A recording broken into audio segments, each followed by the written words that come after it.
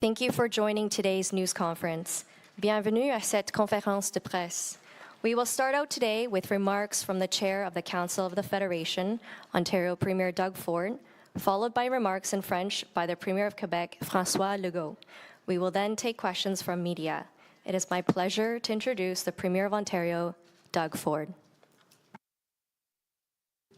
Well, first of all, thank you so much and good afternoon, everyone. I want to begin by thanking my fellow premiers for joining me here today in my hometown of Etobicoke for a fall Council of the Federation meeting. And I have to tell you, I've mentioned before, I am so blessed to have what a great team of premiers here at the table, a united team. And last night and today, we had a very open, productive, and positive discussion about the issues that matter to everyday Canadians.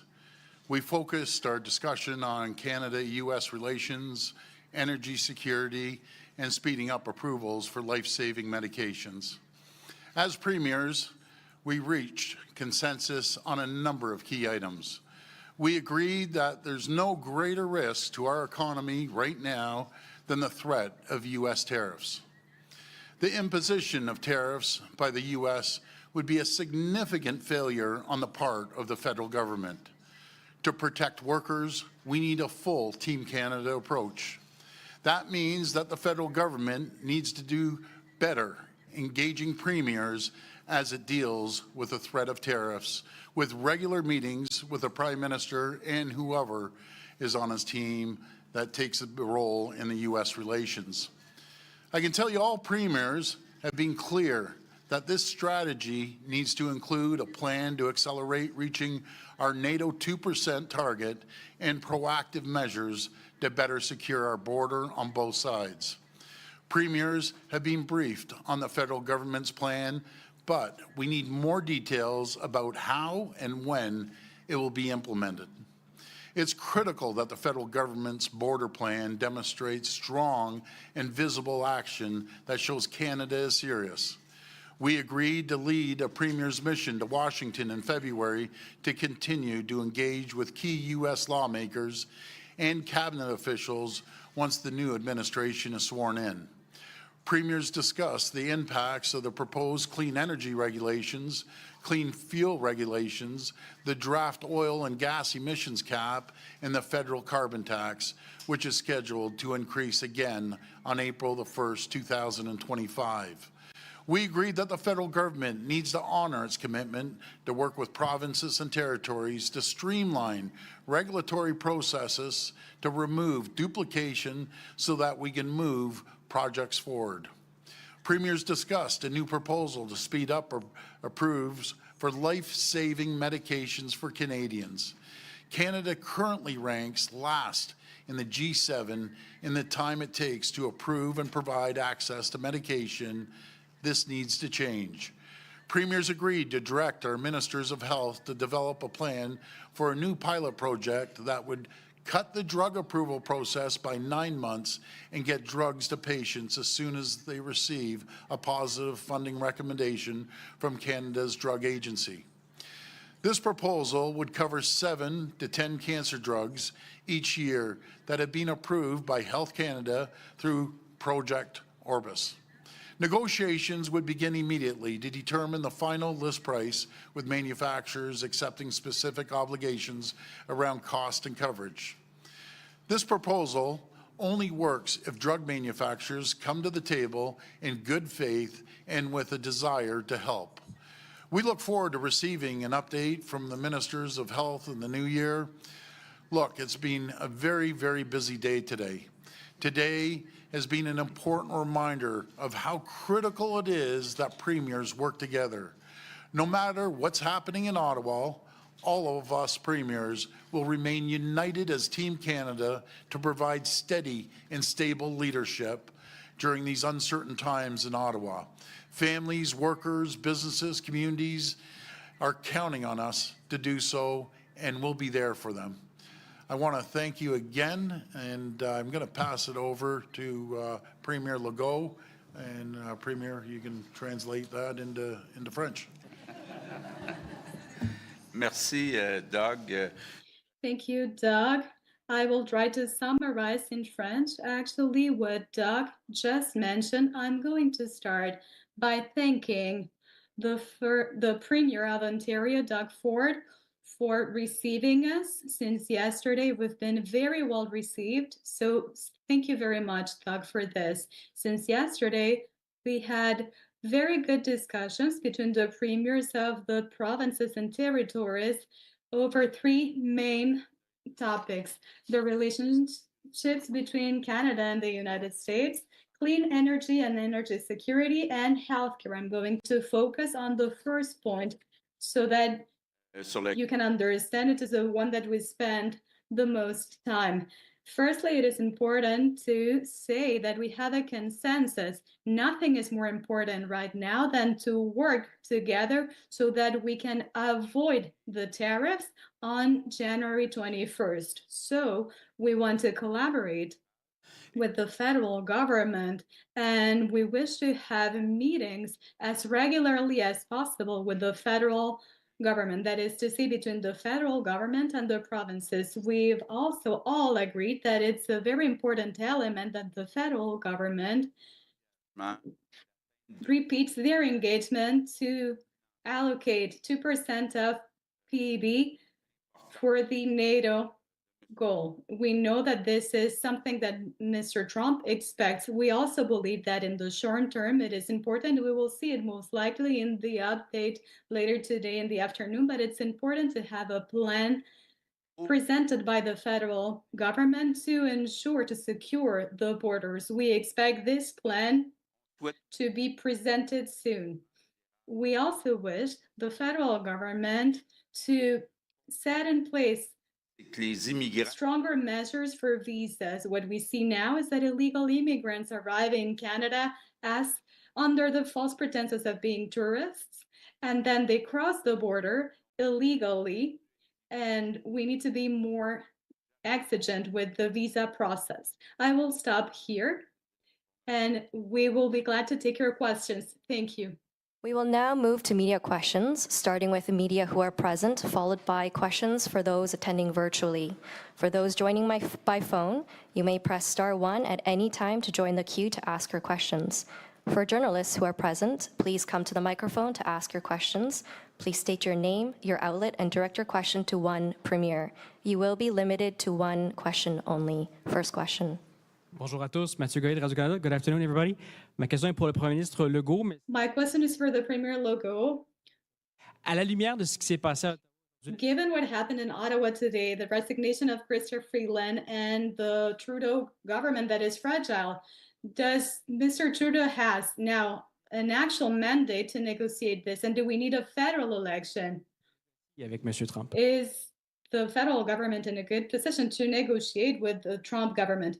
What we agreed is that it's not for us to decide what will happen in Ottawa. It's for the members of the House of Commons to decide. We will work with the team that is in place now. Rob Benzie from the Toronto Star. This is for Premier Ford. Premier, I understand you spoke to Chrystia Freeland, who you have worked very closely with over these past 4 years, specifically on the pandemic, EVs, many other joint initiatives between Ontario and the federal government. Just wondering your thoughts on her sudden departure. What does this chaos in Ottawa, political chaos in Ottawa, say to you guys as you're trying to develop a plan to deal with an existential threat from Mr. Trump's tariffs on January 20th? Sorry, I did speak to Chrystia, and I just wanted to thank her for her service. She gave me a call. I did put her on speaker with the rest of the premiers. We have a good relationship with Chrystia over the years. I just want to wish her all the best. But as a country, we have to project strength, unity, and you said the word. I didn't, but I'll repeat it. It's chaos right now up in Ottawa, and it's time that what we do every single day, the premiers, we step up and we'll make sure that we tell the world that there is stability here, there is certainty here in Canada, and by all means, it's a great place to invest in any of our provinces or territories. That's the message to the world, and we have a great group of premiers, very bright individuals around the table here. I just add to that just a moment, just on behalf of myself and I think all others at the table, just to thank Doug for chairing these meetings here today. This is an important and effective table. The Council of Federation table is the one other place in Canada where we come together collectively to represent all Canadians. All Canadians.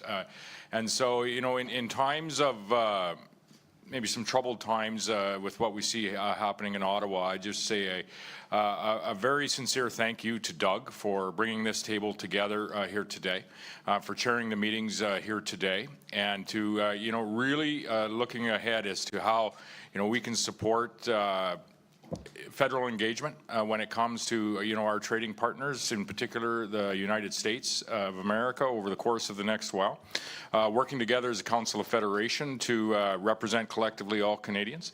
But thank Doug for leading that conversation on behalf of the Council of Federation today. Adrian Gobriel, CTV National News. Question for Premier Ford and anyone else who would like to chime in as well.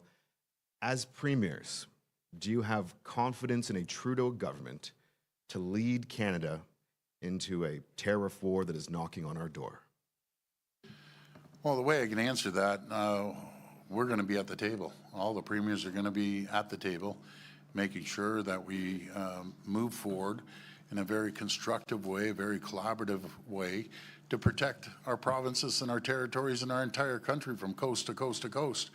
That's our job. We're ready. And we'll rise up to the occasion. I can promise you that. Great group of premiers. I can't stop saying that. I want to thank Scott too, as one of the senior statesmen. I think he's been elected longer than any of us, and he's shown leadership over the years from the day I met him, moving forward, like other premiers here at the table. So, thank you. Hi, Premiers. Al Sweeney from CHCH TV in Hamilton. This is for Premier Ford. Premier, after talking to the other premiers here, are you backing away from your position that Canada and Ontario should be ready to retaliate against the United States if they impose a 25% tariff on goods? Well, we're not backing away whatsoever. We have to stand up for Canadians. We have to stand up for each jurisdiction. Each jurisdiction has their different needs and concerns. I understand that. But as a country, we can't be rolled over. We have to stand up and protect Canadians as a whole. And that's what we plan on doing. We're going to work together to make sure that we support each jurisdiction, each region of the country, because it is very, very different across the country. But I can tell you one thing, what we do believe in the federal government, making sure they meet their 2% NATO commitment. We also agree on making sure that we secure the borders. And we also agree that we need to keep an eye on China shipping in cheap parts in through Mexico, slapping made in Mexico stickers on and shipping them up through the U.S. and up to Canada, costing Canadian and American jobs. Folks, it's pretty simple. We need to take care of those three issues, and then we can move forward on talking to our American counterparts, which, by the way, we all have. All of us around this table have been reaching out to our U.S. counterparts, and the message has been very clear. Similar to the article in the Wall Street Journal about the CEOs, largest CEOs in the U.S., saying tariffs will hurt Canadians and they'll hurt Americans. And with cheap Chinese imports, again, it will hurt Canadians and Americans. Good afternoon, Premiers. Kate McKenna from CBC News. This question is for all Premiers, but perhaps I would especially like to hear from Premier Moe and Premier Smith. Today in Chrystia Freeland's letter, she noted that tariffs are the most important threat facing Canadians. And then she went on to say, that means working in good faith and humility with the premiers and the provinces of our great and diverse country and building a true Team Canada response. Why do you think she would include that in her resignation letter? Do you feel that that was how the federal government was approaching these discussions? Yeah, I would say I talked with Chrystia Freeland late last week as well, and I've appreciated always working alongside her. She was our engagement point at this table for a number of years. But I would also say that, and I won't speak for Christia, but I'm certain that she would say she recognizes the importance of this table alongside whoever our federal government is. This is a table that collectively, like a federal government, represents each and every Canadian from coast to coast to coast in the nation.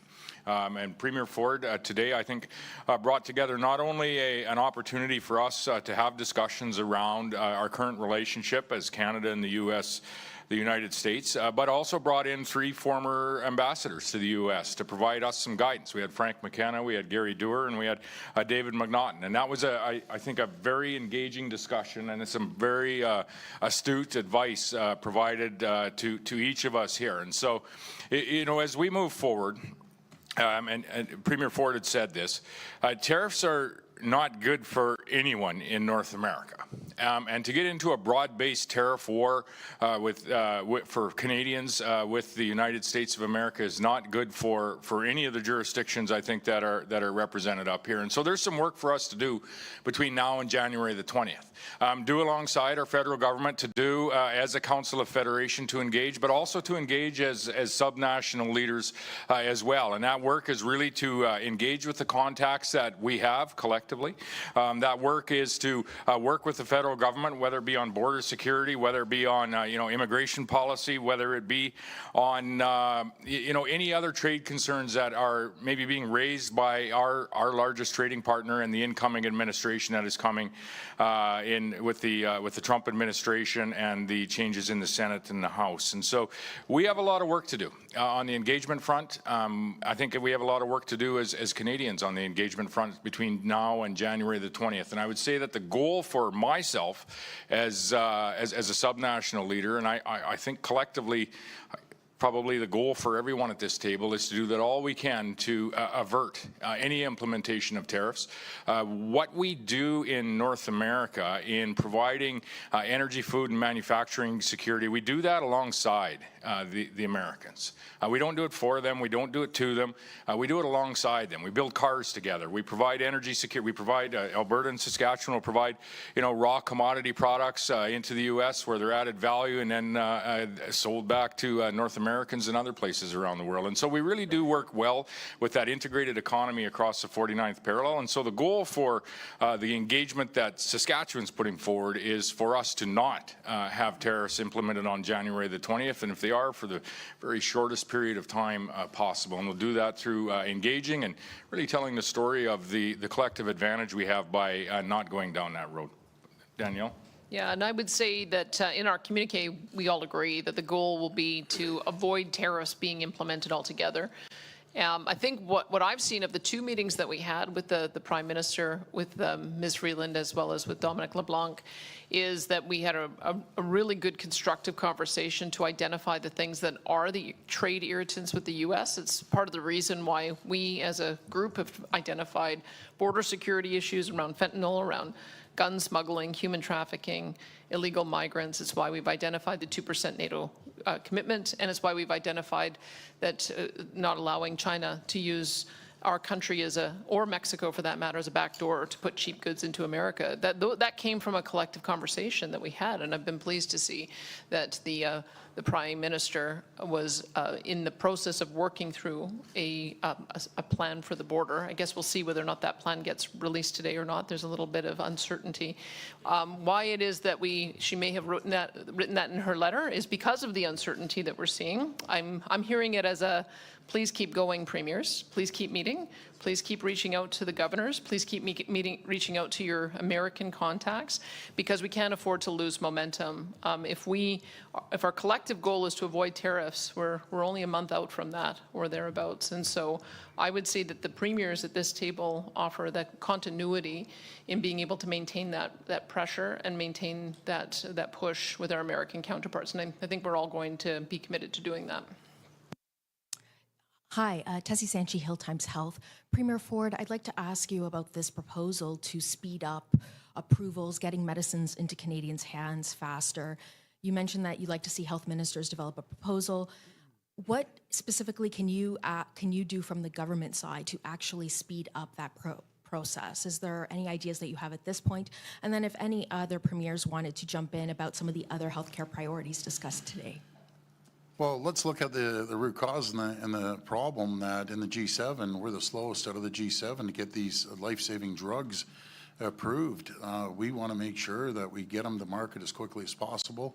And the ministers of health will be negotiating a cost with these drug manufacturers. But we can't be left behind when countries like the United States get approval up to a year earlier than Canadians do. So that's our goal at the end of the day, to make sure that we have these life-saving drugs for all Canadians across the board. So that's our goal, to make sure that we keep up to our counterparts in the G7. I always believe Canada should be number one in every category, not number 7 in the G7. Mark McAllister from City News. A question for Premier Ford, Premier Smith, perhaps Monsieur Legault, if you're able to address this as well. You speak of sitting up here as a united front and how important that is, but at the same time, making sure that you're working within your own jurisdictions. So I'm just trying to clarify exactly what that means, working together, but at the same time, protecting the provinces you represent. Mr. Ford, you obviously had said that you were prepared for counter tariffs. Premier Smith, you said not necessarily. So I just want to clarify that if you could. Well, I just want to clarify, we're a strong group of premiers. We are united. Depending on where you are in the country, there's certain issues that affect your region more than other regions.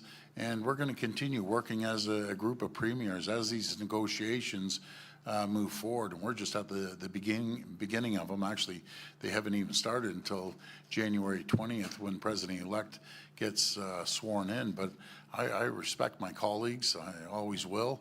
If they have issues, then we work through them. And I just believe in negotiating through strength. And there's a lot of commodities, no matter if it's a critical minerals or electricity in Ontario or again, oil, crude oil, and certain other parts of the country, be it Alberta and Newfoundland. Everyone has something to bring to the table. And that's what's important. It's what our strengths are, that when we negotiate with the President-elect Trump, there's a lot at the table here. And again, the only people that get hurt on these tariffs is Canadians and Americans. And do you know who wins? China wins. And we need Canadians winning and Americans winning, not China. I would say that one of the things that collectively we've agreed on is to address the issues that have been raised by the American president and to put forward a credible plan for addressing them. So I think that that's one starting point. But what I liked about Frank McKenna's comments today is he said, go in from a position of strength. We have a very strong argument to make that our energy makes prices cheaper for Americans on gasoline. The electricity coming from Eastern Canada makes their power prices cheaper. There's a special critical mineral that can only be found in British Columbia that is going to make British Columbia very important to the Americans on that front. Our manufacturing of vehicles, those parts go back and forth across Canada and the US border 7 or 8 times before a car is assembled. So every single one of us have an argument that we can make about how this integrated nature of our economies benefit Canadian and American consumers. And so those are the kind of arguments that we are making to our counterparts through the media, and also at the same time addressing the issues that have become a trade irritant, all for the goal of trying to avoid tariffs on Canadian goods altogether.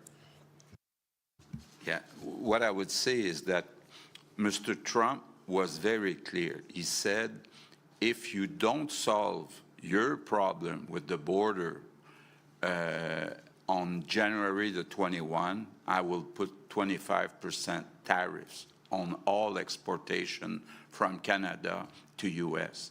So I think that our priority must be to settle the problem on the border, and we still have some problem. At least in Quebec, we still have some people coming at the airport and then moving illegally to United States. So I think that our priority until January the 21st must be to make sure we settle this problem and don't have the 25% tariff on January the 21. That must be our priority. It's pretty. Oui, ben, ce que j'ai dit, c'est que M. Trump est And what I said is that Mr. Trump was quite clear. He had said that if you don't fix the problem with the borders between now and January 21st, I'm going to implement a tariff of 25% on every single export of Canadian products to the United States. And there's still some issues at the border in Quebec. There are people who, amongst them, there's about 60% of the people who come from India, and they come in with visas, tourist visas, and they go to the United States illegally. And we have to solve this issue. We have to invest money and human resources in order to not have the 25% tariffs or on January 21st. That should be our number one priority here between now and January 21st. Clear what the president asked for, and it's pretty simple for us to fulfill that with the federal government's support. Secure the border. Talking to CBSA officers, they need 2,000 more people. Our CMP have seen back-to-back cuts. They hire 1,100 a year, as Ontario is hiring 2,000 police officers and growing. Support your RCMP with funding, support your CBSA with funding. We shouldn't have a little local police service in Windsor, Ontario, patrolling one of the busiest border crossings in all of Canada. They have, and it's not CBSA's fault, they need to be funded to get the boats in the water to make sure that they patrol the river coming into our country. That's not a big ask. Let's get it done. We're there to support them. But this is the federal government's responsibility. We shouldn't be in this position. They should have the border secured. Nathaniel Dove, Global News. Premier Moe, you had previously called for a federal election to take place. That was before we lost, or the federal government lost 2 ministers, including on the day of the fall economic statement, the finance minister. I'm curious, my question is for all premiers, if you can raise your hand, if you believe there should be a federal election soon. Well, you know, listen, and Doug, you maybe have more to add as a Council of Federation. You know, we come together as a Council of Federation to work on consent where we can find consensus and where we can make decisions and move forward on behalf of, as I say, collectively, we represent all Canadians. And this is one of the few tables, the other being the federal government, that I think arguably would be able to say that. And so the importance of this table today, given where our nation is, I think could never be more overstated, that it is so very important for each of us to come together and to work together towards those consensus-based decisions that are in the best interests of all Canadians collectively. And so we'll each speak as subnational leaders, and I'll speak as a subnational leader from Saskatchewan. However, today I'm here as part of the Council of Federation and part of a group of premiers that are working together towards what is in the best interest of all Canadians and working together to ensure that we are advancing what is in the best interest of all Canadians. Next question. I didn't see any hands.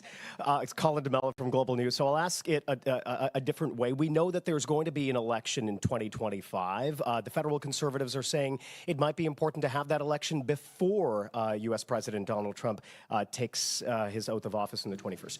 Just looking for some responses here. If you think an election before that moment in time is important, or is it okay for that election federally to happen after that? Well, I think, in my opinion, I'm speaking for ourselves here, not as the chair. That's going to be up to the federal government to decide if they're going to call the election or not.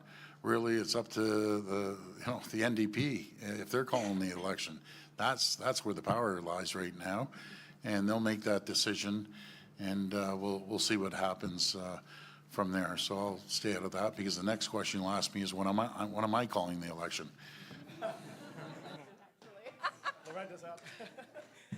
You knew me too well, Premier Ford. That is actually my question. There is so much talk that tariffs have changed the game here. So does this make you more likely to head to the polls early? Well, my number one focus is making sure that we take care of Ontarians, make sure we look at the cost of living and the economy and healthcare. Those are the top three priorities right now. I have a responsibility as chair of the Federation as well to continue moving forward on this trade deal. And again, I'm fortunate to have a talented team, not only down in Ontario as our caucus, but as the chair of Federation, having everyone to the right and everyone to the left of me. So we have a really strong team, and we'll be involved in the trade deal as we move forward. Hi there, Alan Hale from the Trillium. So I guess what I'm gathering from here is that the United Front you guys are putting up is the idea that if we address the border and the NATO spending, then Donald Trump will be satisfied and we will avoid tariffs. But Mr. Trump has a very long history in business and politics of pressing his advantage. If he is not satisfied by fixing those two issues and decides to ask for more, I would like to direct this to Premier Smith, but also to anybody else who wants to answer. If he is not satisfied and he goes ahead with tariffs, even though you fix the border, or even you increase defense spending, how can you assure Canadians that we will have a united front of premiers rather than several different provinces all looking over after their own individual interests? I guess a couple things I'd say is that I don't know whether or not there will be a federal election, but what I do know is that a lot of the premiers at this table have a secure mandate. This is a stable table, and I think it's up to us to continue offering that continuity if there is that uncertainty happening at the federal level. And I'll just also express gratitude for Doug's leadership on that. He's been tremendous in pulling us together a number of times. I would say that tariffs are their own punishment. So when Americans start seeing a 25% increase in the cost of all their goods and the stock market starts reacting and people are paying $1 a gallon more at the pumps, I suspect that's going to be persuasive in its own right. We're trying to avoid that outcome, but I can tell you we're right in the middle of a GST holiday of 5%. And adding 25% to the cost of all Canadian goods would also create an affordability crisis here. If we end up with 25% tariffs on all Canadian goods, 25% of tariffs on all American goods, the beneficiary of that is China. So I would say that this is the reason why, as a table, we are all committed to trying to avoid getting tariffs instituted altogether and making the very strong case to Americans that because they have such a reliance on commodities from us that fuel their ability to have a robust, vibrant economy, creates jobs, we mutually benefit from it, I think we've got a really strong case to make, and I'm committed to continuing to make that case. If I could just jump in there and build off what Premier Smith is saying. I do want to thank Premier Ford for his leadership. I think as we head into the new year, clear, strong communication is essential, and I think Premier Ford has brought that. So I think he's done a great job not only hosting us, but also in chairing this meeting here. I also want to just put on the record that I thank Chrystia Freeland for the time that we've had to work together. It's been very positive and collaborative, and so certainly want to publicly thank her in front of the people of Canada. On a day like today, I would hope that Canadians are reassured by looking at this table and seeing that the premiers are unified. We're unified in investing in the military. We're unified in cracking down on drug trafficking. We're unified on having a secure border. And the reason why we have that unity on these priorities is because if we as Canadians come together to invest in the Canadian Armed Forces, to protect our border, to rid the scourge of toxic drugs in our communities, what's the downside? We take action on those things, we're serving people in our own communities, our own constituents, and we're doing so at a time where that could help strengthen our most important trade relationship. It could help protect your jobs, whether that's in Manitoba, Ontario, Alberta, any of the provinces or territories. And so I think that this message of unity is particularly important, and I just want to say to Canadians that the premiers are ready to lead. We're willing to do our part, and having a unified group here with Conservatives, New Democrats, Liberals, even a couple of nonpartisan premiers, hopefully that gives you a sign of hope at this time. Hi there, Barbara with iPolitics. My question is for Premier Ford. So in her resignation letter, Chrystia Freeland said that the government should end costly political gimmicks. She was referring to the rebate checks they were sad to send out. And this is a policy that your government suggested even before the federal government did the same. So what do you make of her comments, and how do you feel about this policy? Sorry. Well, again, that's going to be up to the federal government to decide if they're giving, tax breaks or cash or whatever they might give. That's going to be up to them. I just believe, it's not our money as a government. It's the taxpayers' money. And that's why we're giving a $200 rebate check to all Ontarians across the board. We saw more revenue come into the province. And we sat back at Cabinet and thought, where did this come from? It came from the people of Ontario. They deserve it. But there's a mindset in governments in general, be it the federal government, I'm not speaking for the provincial and territorial governments or municipal governments, they believe it's their money. It's the taxpayers' money.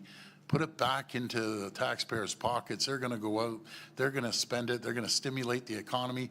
As simple as going out and maybe going for dinner that you might otherwise not be able to, or buy a pair of sneakers for your kids or clothes. That's how we stimulate the economy and put more money back into people's pockets. People are hurting right now. And the last thing they need are being taxed to death from all three levels of government. I've never raised a tax. And since 6.5 years, and I will never raise a tax on the backs of people or businesses. Next question. Hello, everyone. It's Rob Ferguson, Toronto Star. Mostly for Premier Ford, because I know he's always working his phone, but anyone who else would like to chime in is welcome. I'm wondering, given what's happened today in Ottawa and the chaos you're concerned about, has anyone reached out to any of your U.S. counterparts? What kind of message did you send, and what type of response have you got back? Well, we haven't reached out today because we've been busy working last night and today, but on a daily basis, we're reaching out. I'll speak for myself. I'm speaking to governors and senators and Congress people every single day, numerous ones. And then the other people that can play a big part in this are the CEOs of these large companies around the country that their world headquarters is probably located in the U.S., not all of them, because we have a lot of large companies, especially in the auto sector, that their headquarters are here in Canada and Ontario, but have facilities down there. But they have a duty to step up and make sure the message is very clear to their U.S. counterparts. This will hurt Americans. This will hurt Canadians. And they have to make sure that they lobby hard to the U.S. federal government and really give them the reality check that this is not going to benefit America. It's not going to benefit Canadians if these tariffs go forward. Why don't we put a Fortress Can-Am together? And we're unstoppable if we put a Fortress Can-Am together with our critical minerals and our natural resources and our food and agricultural products and our manufacturing might against the rest of the world. Again, China is our threat, not Canada, not the U.S. I'd like to jump in on what Premier Ford was saying there, because I think it highlights a key point that this is a really strong table, and part of that strength comes from the relationships that everyone here has with governors, counterparts in the U.S. And again, credit to Premier Ford for inviting the Business Council of Canada to come see us last night and hear from folks there who also have significant relationships with CEOs in the U.S. and other governors and senators. We are bringing everything we have to this to make sure that we are protecting Canadians from the tariffs that have been suggested. And that effort is made stronger by everyone at this table who is working together, using our connections and our relationships with governors, with business, and coming at this from every angle, an angle of border security, an angle of investment in NATO, an angle of leveraging our economic relationship that has been heavily interdependent and tied together for a long time. And I just want to take a moment as the new person in the group who comes to this with some fresh eyes and fresh ears to reassure Canadians at what a collegial group of people this is, who work in an exceptionally collaborative way with frank conversations that we had today. There was a lot of interchange, a lot of compromise and collaboration in these conversations, and I've been extremely impressed with the nature of the collaboration of the people around this table, and am reassured that Canadians are being extremely well served by their premiers, who are going to work together to defend Canadian interests and work with our partners in the U.S. to ensure our economy is well protected, as well as our borders and our military. Great comment, Susan. Welcome aboard to the family.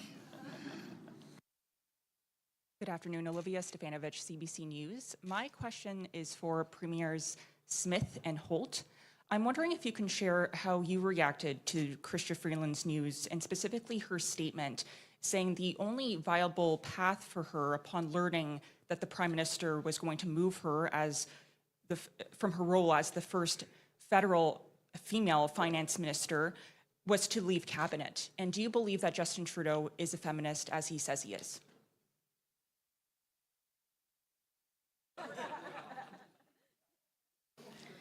Well, I'll take the opportunity to join my colleagues in thanking Chrystia Freeland for her work as our first female finance minister. I had a very short opportunity in these last 40-some days to engage with her, and appreciated very much her candor and her accessibility in the work.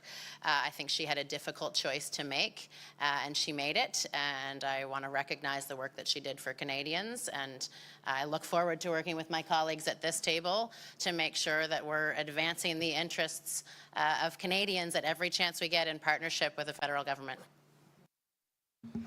Well, all I would say is that Alberta has had 3 female premiers, and there hasn't ever been a female leader of the federal Liberal Party. So I would say that perhaps somebody who declares himself to be such a supporter of women, maybe this is an opportunity for them to demonstrate that.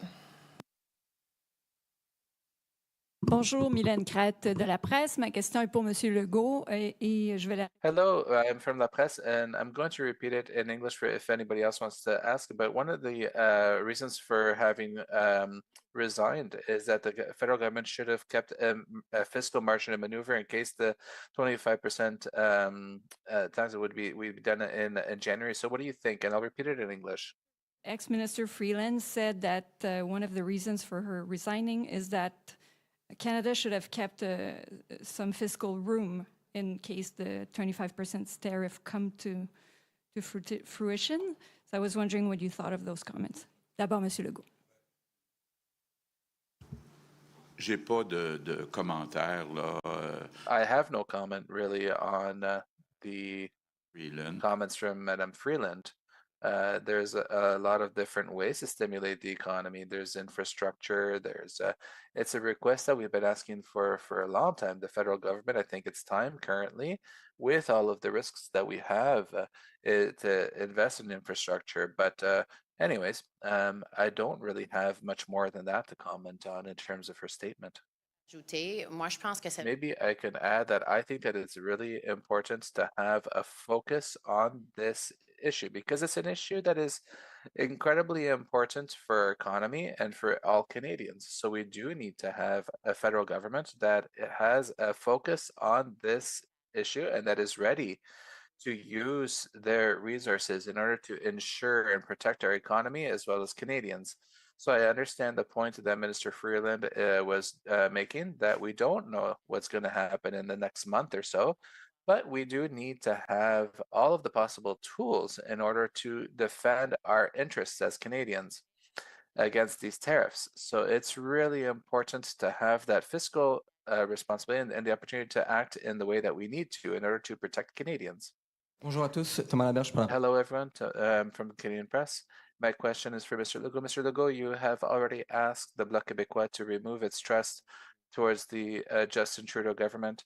And now today it's Mme Freeland, who is a very important minister, who is removing her trust in him, and basically because of the way that he looks at Trump's tariffs. And we just learned that the NDP also want to remove its confidence towards the Trudeau government. What makes it that today you trust in the Trudeau government? D'abord, rappelons la petite. Firstly, let's not forget the story at the time that there was a possibility for the Bloc Québécois to force the federal government to reduce the number of immigrants in Quebec. And I had asked the Bloc Québécois to use this power to be able to demand to reduce the number of immigrants in Quebec. So that was a completely different situation from the one that we're experiencing today. And today, it's up to the people at the Chamber of Commerce at the Chamber of Commons, at the House of Commons, sorry, at the House of Commons to decide how they are going to vote within the next few weeks or months. It's not up to me to tell them what to do. There's no issue like there was one on immigration back then. From media on the phone line. When called upon, I ask that you please state your name, your outlet, and direct your question to one premier. You will be limited to one question only. I would also ask that you please make sure that your phone is not on mute. You will not be audible until your name is called. Today's first question is from Rob Buffman from CTV News. Oh, hi. Yeah, Rob Buffman with CTV News. My question is for Premier Eby, and it relates to the news that we may hear Justin Trudeau is resigning. Jagmeet Singh just said a few minutes ago that he thinks Trudeau should resign, and nothing's off the table when it comes to his view on a non-confidence vote. I wanted to get your reaction as to how well received a federal election would be in the next few weeks in BC, given we've just come out of an election. Thanks, Rob. The focus of myself and my colleagues along this table is the threat that's facing people in our respective provinces and territories, which is a very pressing and urgent threat to their jobs, to their ability to pay the bills, and also a threat to Americans, to affordability for them, for their jobs. It's this threat of tariffs that occupied this table, even on a day when we saw a prominent resignation of a finance minister that I think many of us certainly had a good relationship with. I count myself among the premiers that did. Despite what's happening in Ottawa, we're focused on ensuring that we're the stable presence that's going to help Canada through this moment. And everyone here is committed to that. We have different perspectives, different political backgrounds. That is our strength. And we will continue to be strong for Canadians. If there's an election, if there's not an election, if someone resigns, if they don't resign in Ottawa, what matters to us is looking after our people in our provinces and looking after Canadians, and that's what we're going to do. Next question is from John Hernandez from CBC News. Just on that front, on Premier Eby, what was your initial reaction or thoughts upon hearing the news about Freeland, and how might that impact British Columbia? I want to take a moment and join my colleagues here at the table in thanking Chrystia Freeland for her work for Canadians. I always enjoyed my interactions with her. I found her hardworking and dedicated to her job. She was always interested in hearing about the specific concerns of British Columbia, but many and have many frustrations with wanting to be heard better in Ottawa from the west coast of the country. She was willing to hear even difficult conversations, so I appreciate that. So my first reaction was disappointment. She was a good contact for us. She was a good person to reach out to. But whoever the incoming finance minister is, I hope that that's a person that really understands the unique position of each of our provinces and territories, understands the need to engage with us on federal policies because they affect us differently. And a policy that appears neutral on its face may have dramatically different impacts on other provinces and territories. And so for the BC perspective, we want someone who understands BC. I'm sure all of my colleagues want someone who understands their respective jurisdictions as well. Thank you. Next question. Beatrice Vaisman, CP24. I noticed all three Liberal premiers are sitting on one side of the table here. And Premier Holt, I know you've expressed differences between yourself and the Prime Minister before. I'm wondering if we can hear from you three specifically. Do you still have confidence in the Prime Minister, not only to lead this country, but to be the leader of the federal Liberal Party of Canada? Look, the Prime Minister is duly elected. The Prime Minister has won several elections. This is his decision and his decision alone to make. He has earned the right to make that decision. I would just echo what David just said. I think for us, as much as we come from a particular political view, today's conversations again, we're really what happens in Ottawa happens. I think it's a misfortunate situation that it's happening today. I think when you look at the calendar and you count out to January 20th and you take into consideration what's in front of us for some disruption during holidays, I mean, we're in a very tight spot. And so I think for us, whatever happens in Ottawa, again, will happen. But we'll stay disciplined. Today was about a structured approach on how we will reach out to our counterparts. I have talked to folks in the U.S. today. They're watching what's happening. There's concern. They want to engage with us, and that will be the work we will do collectively as we fan out to do the work we need to do on behalf of Canadians. Certainly, I'm interested in what's in the best interest of New Brunswickers as well as all Canadians. I think we need stability at the negotiating table as we face the kind of threat to the Canadian economy like we haven't seen in a long time. And the goal is to get rid of those 25% tariffs. We need to do that as a team at this table, and we'll leverage every federal resource that's available to provide that kind of stability to make sure that regardless of elections or outcomes, Canadians, their jobs and their economy are protected in the face of the threat of the Trump administration. So that's what I'm focused on, to make sure that New Brunswickers and our economy is protected. Hi, Cameron Ryan for CPAC. My question is to Premier Ford, but it applies to everyone here. And you said that you're very unified on a lot of the issues like NATO 2% and the border control. But given today's news that Chrystia Freeland has resigned, and given the precarious situation that the Liberals find themselves in a minority parliament, how confident are you that those resources that you need from the federal level to help with border security and NATO are going to get there in time to avoid these tariffs? Well, thanks for the question. I'm confident in the premiers around this table that we'll make sure that the federal government steps up to the plate. They just can't shut down government. They have to keep moving government forward, make sure they meet their 2% NATO commitment, make sure that they support our military and proper funding and securing the border as well. We're there to step up and make sure we protect our country right across the board on all areas and economic areas as well. But we'll hold them accountable, I can promise you that. They can't just shut down the government. As chaotic as it is up there, you have a great team of premiers here making sure we fill in any gaps that there might be from the federal government. And I might just say that this is also, policing is also a provincial responsibility. So in our province, we've got 7 or 8 civic police forces, we've got 1,400 RCMP officers, we've got nearly 1,000 sheriffs. We just announced dedicated teams to not only do fugitive apprehension, shut down drug houses, do surveillance, but also do border checks as well as a search for fentanyl.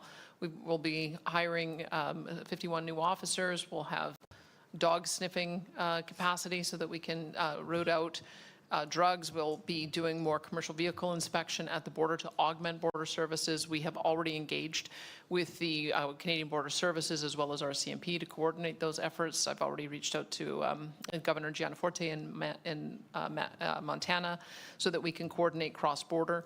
And I think that other provinces are doing the same. It would be helpful. We announced $29 million for this initiative. It'd be helpful if the federal government would assist with some of those costs, but we are acting even if they do not. And I think other premiers may have more to say on what they're doing in their own provinces. I'd just say with respect to the borders in particular, I don't think we can't subscribe to the Trump narrative that this is a unidirectional problem. Strengthening borders is good for Canadians, period, full stop. Should we be doing it? Yes, absolutely. But we shouldn't be doing it because President-elect called for it. We should be doing it because it's the right thing to do for Canadians. There is far more drugs coming from the United States into Canada than the other way around. It is important that we secure the borders for the protection, the security, and the sovereignty of a proud and strong Canada. Hi, excuse me. Laura Stone, Globe and Mail. Just on that front, I mean, I feel like the chaos in Ottawa, as you've called it, Premier Ford, has really dominated the context of your meeting. We had a finance minister quit. We had a delayed financial economic statement. We don't even know who's delivering it. We don't know how the money's getting out. You say that they can't just shut the government down, but you must be worried now about President Trump seeing these news alerts coming up from New York Times and other places that Canada is in turmoil and just sitting back and thinking, well, there's my negotiating position. I mean, how can you have confidence in the federal government going forward to deal with the Trump administration now? Well, again, you know, we've projected unity here. And if you look at it and break it down, you know, the real economic power lies with the territories and the provinces moving forward, and making sure that we hold the federal government accountable on the borders, on the NATO commitment as well. I have all the confidence in the world with the team that's sitting at this table that we're going to drive forward. We're going to be down in Washington in February, sending a really clear and strong message to all the governors, and then going back there again when Congress is sitting down with folks in the Congress and Senate, sending them a clear message. We need to work together. We're stronger together, and let's put this Fortress Can-Am together. That you know, if you look at it, we would have the strongest jurisdiction in the world if we were together, working together with the U.S. and Canada. No one would be able to touch us anywhere in the world. I think, Doug, I could just cut in because the premise to a lot of these questions today, obviously, rightfully so, are about what's happening in Ottawa, but we didn't spend a great deal of time talking about Chrystia Freeland at our table this morning. We did talk a lot about border security.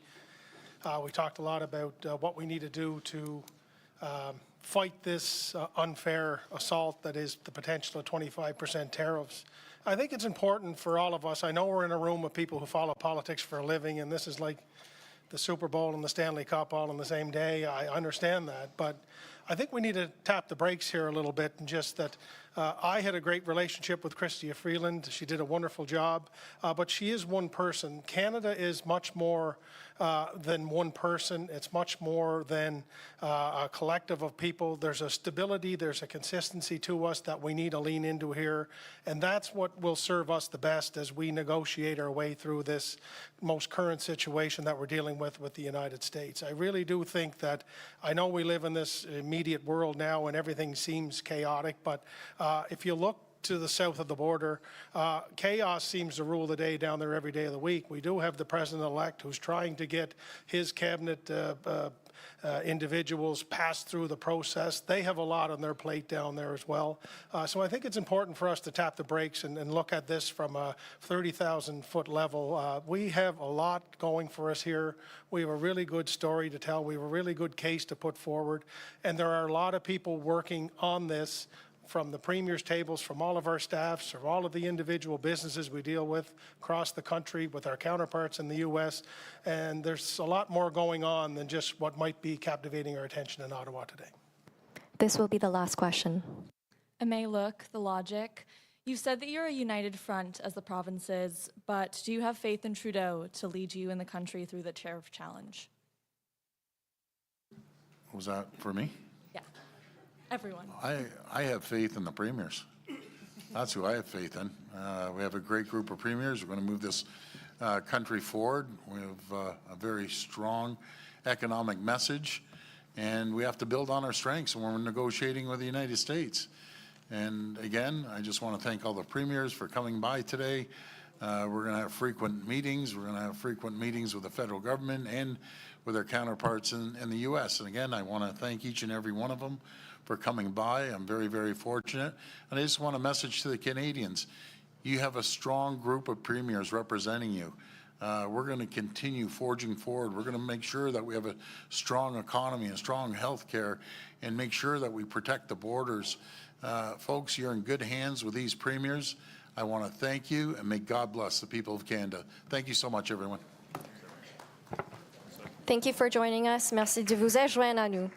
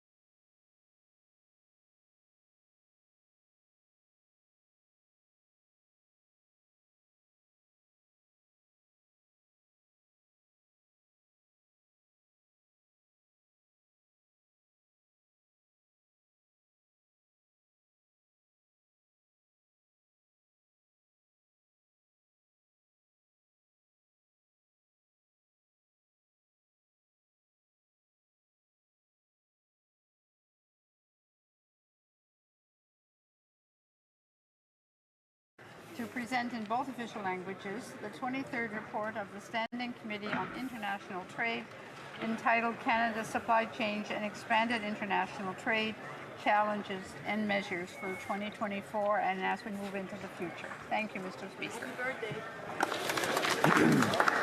The honourable member from Fleetwood Port Kells. Thank you, Mr. Speaker. I have the honour to present in both official languages the 9th interim report of the Special Committee on the Canada-China People's Republic of China relationship entitled Canada's Indo-Pacific Strategy 2 years later. Our diplomatic, economic and military presence is valued in the region, and we're making investments in long-term relationships that will be very beneficial for Canada and that region in years to come. Pursuant to Standing Order 109, the committee requests that the government table a comprehensive response to this report. The honourable member for Mississauga-Malton. I have the honour to present in both official languages the 16th report of the Standing Committee on Public Safety and National Security in relation to the motion adopted on October 23rd, 2023 regarding the growing problem of car thefts in Canada. Thank you very much. I understand that the official opposition is going to be presenting a dissenting report. The honourable member from Kildonan and St. Paul. Thank you, Mr. Speaker. I just want to put on the record that Conservatives at Public Safety Committee have included a dissenting report on the Public Safety National Security Committee auto theft report. We heard a lot of testimony from police that this government's soft on crime measures have increased auto thefts in this country. We need tougher bail measures. We need tougher criminal code sentencing penalties for those responsible for auto theft. Conservatives have brought forward repeated measures to do so, voted down by this Liberal government. It's very clear, Mr. Speaker, and we've reflected this in our dissenting report, that the only way we're going to get less auto thefts in this country is if a Conservative majority government comes into power and brings in those criminal code changes to toughen up our measures and ensure the people responsible for stealing cars are put behind bars. That's what's going to happen if a Conservative government comes into power. We've reflected this in our dissenting report, Mr. Speaker. I'm very proud to contribute that to the public safety report on auto thefts. Thank you. Here.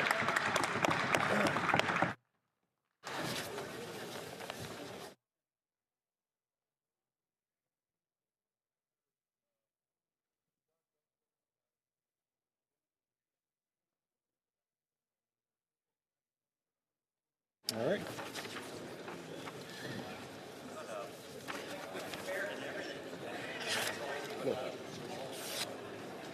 Oh, I see that Mr. Dubourg, I see that the honourable member from Bourassa has his hand up. L'honorable député. The honourable member for Bourassa. Merci, Monsieur le Président. Thank you, Mr. Speaker. I have two reports to table. First of all, I have the honour to table in both official languages the 17th report of the Standing Committee on Veterans Affairs entitled Supplementary Estimates B 2024-25, votes 1B and 5B under Department of Veterans Affairs.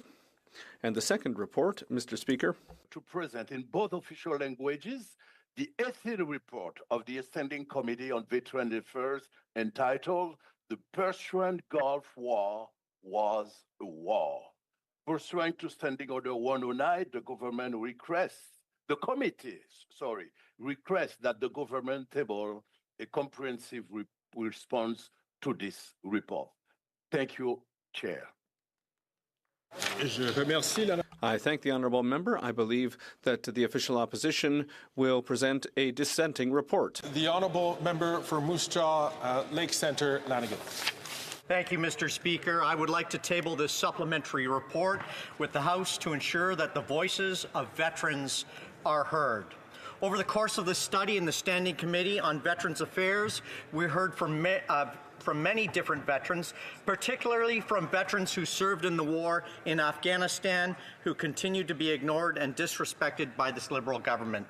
The committee agreed to study the designation of wartime service, which extends beyond just veterans who fought in the Persian Gulf War.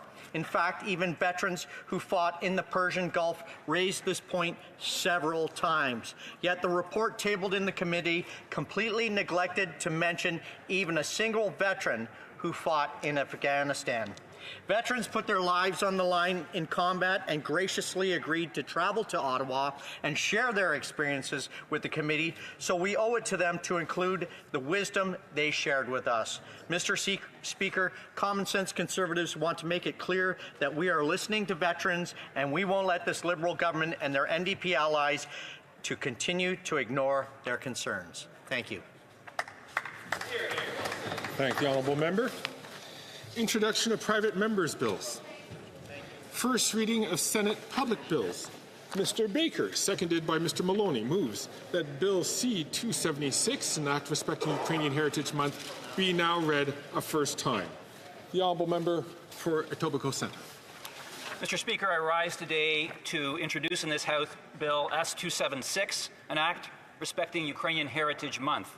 This bill has passed the Senate, and if passed here in the House, the bill will declare September of every year Ukrainian Heritage Month. I'd like to thank the member for Etobicoke Lakeshore for co-sponsoring this bill with me, and I hope members of all parties will support this bill. The first Ukrainian immigrants to Canada came on September 7th, 1891, and today there are approximately 1.4 million Canadians of Ukrainian descent. They have made an important impact on our country. It spans coast to coast to coast, whether that be economic, social, political, or economic life. At the same time, Canada has welcomed and supported Ukrainian Canadians. Canada was the first country to recognize Ukraine's independence.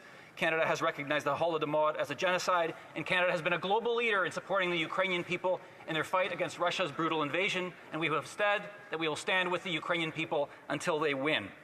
Ukrainian Heritage Month would offer a special opportunity for us to celebrate Ukrainian heritage, the role Canada has played in supporting Ukrainian Canadians, and the contributions that Ukrainian Canadians have made and continue to make to Canada.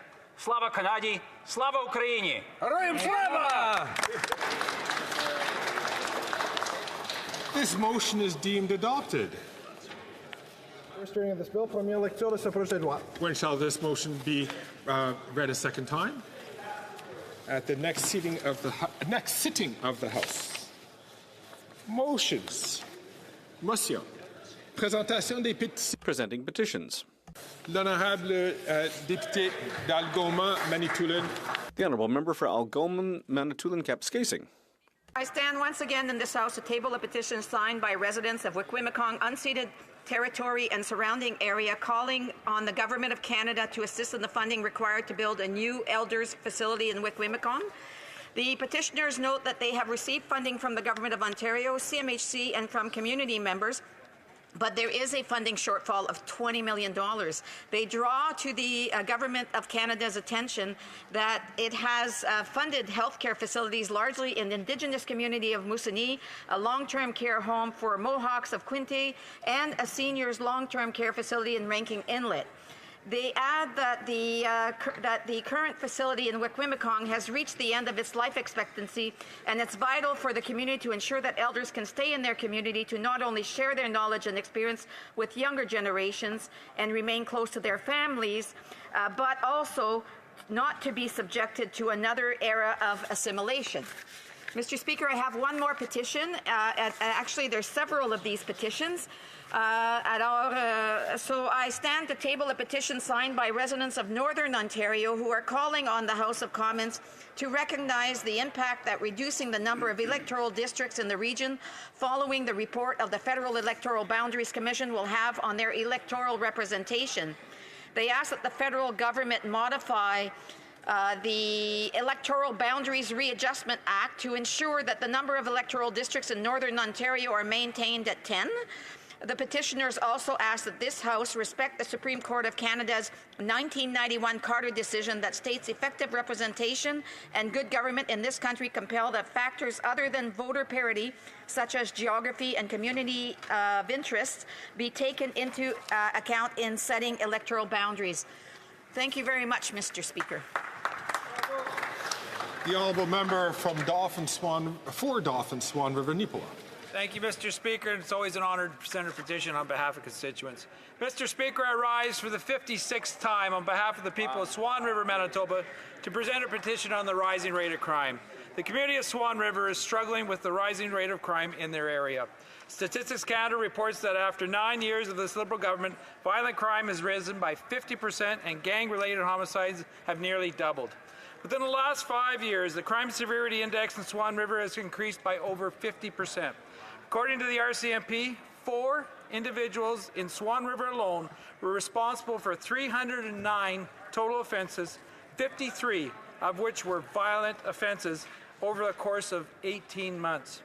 This is why people of Swan River are demanding jail, not bail, for violent repeat offenders. Mr. Speaker, the people of Swan River demand that this Liberal government repeal their soft-on-crime policies that directly threaten their livelihoods and their community. I support the good people of Swan River. Here, here. Great people. The honourable member for Nanaimo, Lady Smith. I'm sorry, for Port Moody, Coquitlam. Thank you, Mr. Speaker. And I rise today in a petition around affordable housing, as successive Liberal and Conservative governments have been neglected investing in affordable housing for decades, and predatory landlords have been able to take advantage of the vulnerabilities. The average rent in Coquitlam, in my riding of Coquitlam, for a 2-bedroom apartment has reached $2,900. Corporate landlords are increasingly using rent evictions and demo evictions to demolish affordable housing. So the undersigned ask for the government to impose a moratorium on rent evictions and other forms of displacing tenants, invest in affordable housing, nonprofit and co-op housing, and stop providing billions of dollars in handouts to corporate landlords who are buying up existing affordable housing, evicting people, and raising rents. The honourable member for Winnipeg North. So thank you, Mr. Speaker. Especially I table a petition of individuals in Canada that are very much concerned about foreign interference. They make reference to issues of murder, extortion, political interference, and what they're calling for, Mr. Speaker, is that the leader of the Conservative Party get the security clearance that's necessary so that he can actually be more aware in terms of the degree in which foreign interference is playing a very significant role here in Canada, Mr. Speaker. It's a petition in which many have signed, and I would encourage members to take a look at the petition itself. Thank you, Mr. Speaker. The honourable member for St. Albert, Edmonton.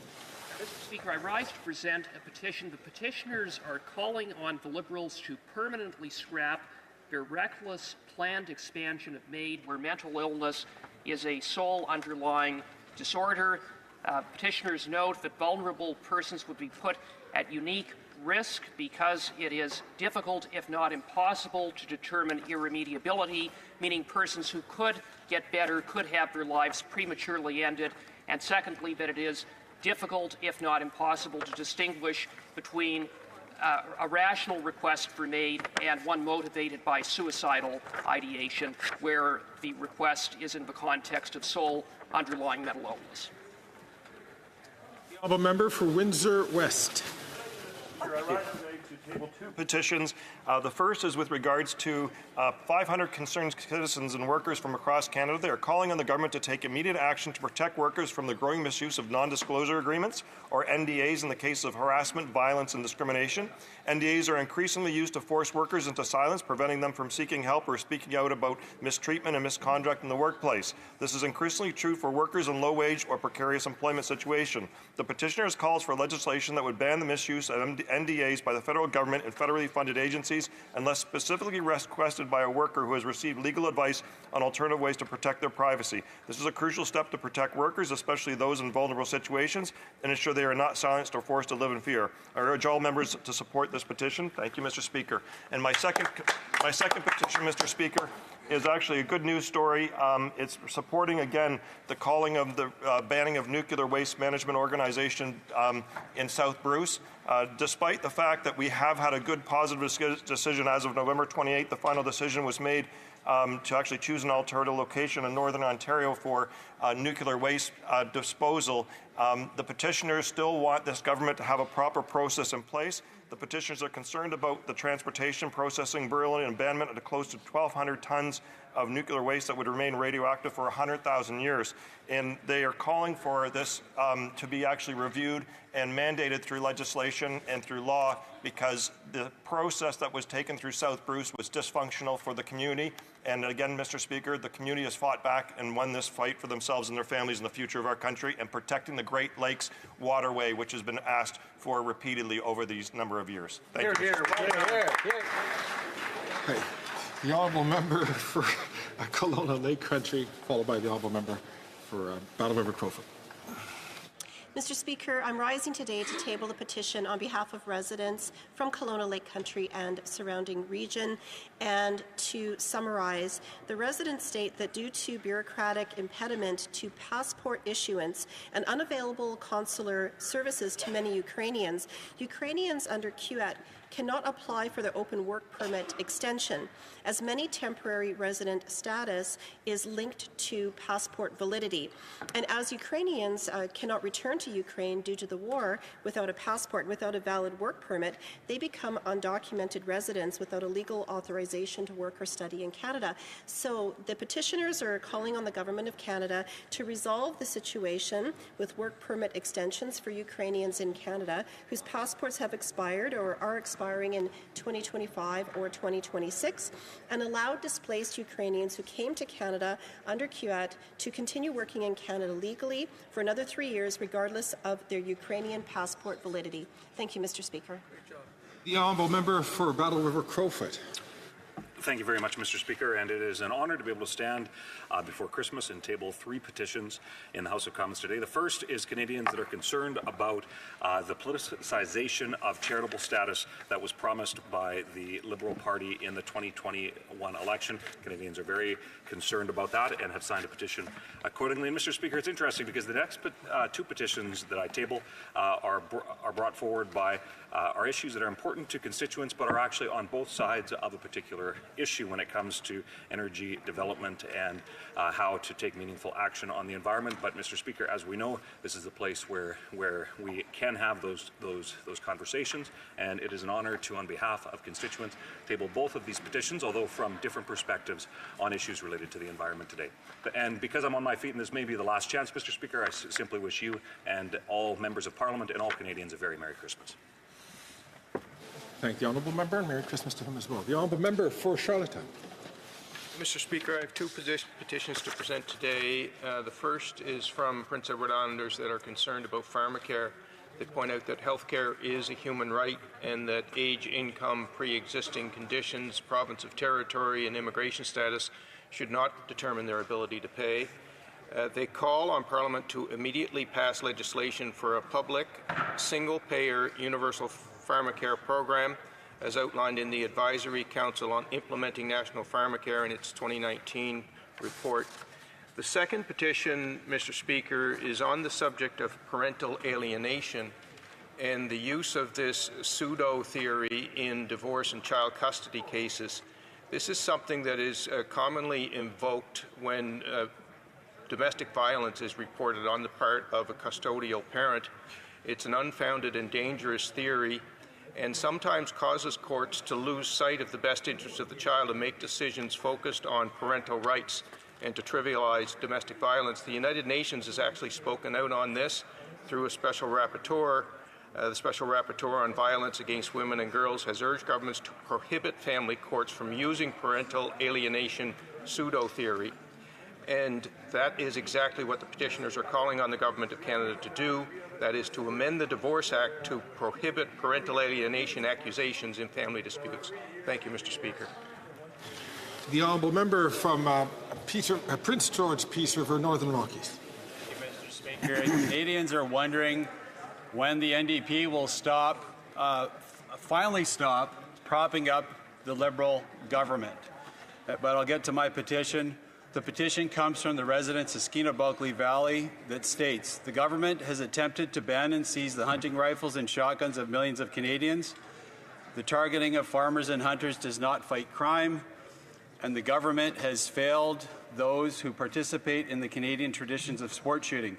Therefore, we call on the Government of Canada to stop any and all current and future bans on hunting and sport shooting firearms. And today, Mr. Speaker, I present this petition because the NDP Member of Parliament for Skeena-Bulkley Valley won't. The honourable member from Hamilton.